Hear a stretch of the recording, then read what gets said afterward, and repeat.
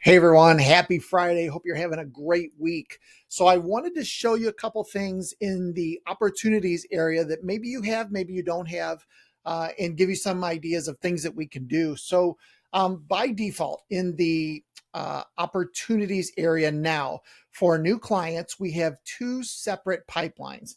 We have one pipeline, which is your sales pipeline, which you all have and you're probably very familiar with. Now, for newer clients, you'll also have an installation pipeline. So if I drop that down, you'll notice that there's also an installation pipeline. Some of our older clients might not have this, and you might want to add this on. So the way that this works is at the end of the sales pipeline, so after the appointment is confirmed, you send the proposal. We've added a new field here called proposal accepted. Now, when you drop somebody into proposal accepted, at that point, you would also want to update the opportunity value to whatever that particular job is, and then drag them into proposal accepted. Once you do that, they will actually disappear automatically from the proposal accepted area, and they will show up in your install pipeline. Over on the left, they will show up right here in need to place order. So obviously now you need to place the order in production, shipped in transit. So you can see we've kind of loaded in some default columns at the top, and those are all customizable. So whatever columns you want those to be, they can be. But the other thing I wanted to show you, if I go back over to the sales pipeline, one thing you'll notice is it says missed call, and then it has a little picture of a cell phone. You'll also see that under appointment confirmed, an email and a cell phone. So what that means is when somebody is put into that column, some sort of automation happens. In the case of the missed call, we text them back immediately saying, hey, sorry, we missed your call. How can we help? You're very familiar with that already. In the appointment confirmed, they get an email and a text message confirming their appointment.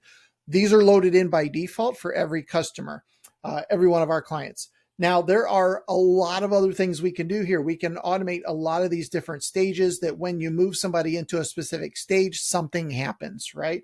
The example I use is the one I mentioned earlier. You drop somebody into proposal accepted. They automatically show up in need to place order. Once you place that order, we could create an automation that says, hey, we've placed your order with the vendor. We expect that to be X number of weeks, or some sort of message that you want to send to them at that time. That obviously makes your communication with your customers a little more and kind of starts to separate you from some of your competitors. Now, how do we make this happen?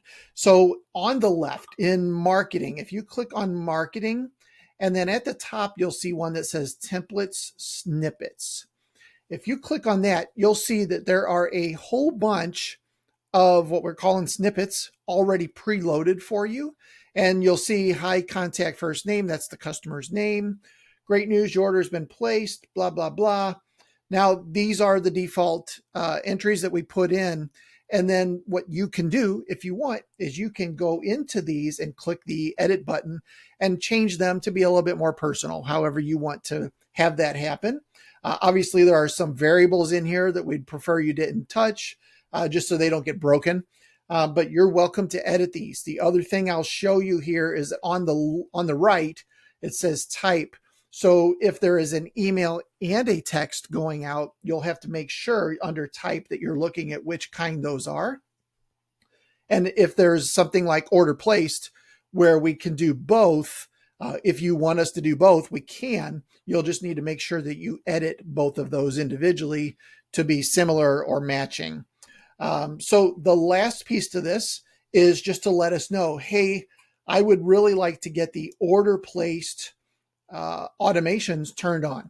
And what we will do is once we get those turned on for you in the order placed opportunity stage, the icons will show up here. That's how you'll know that those are on and implemented.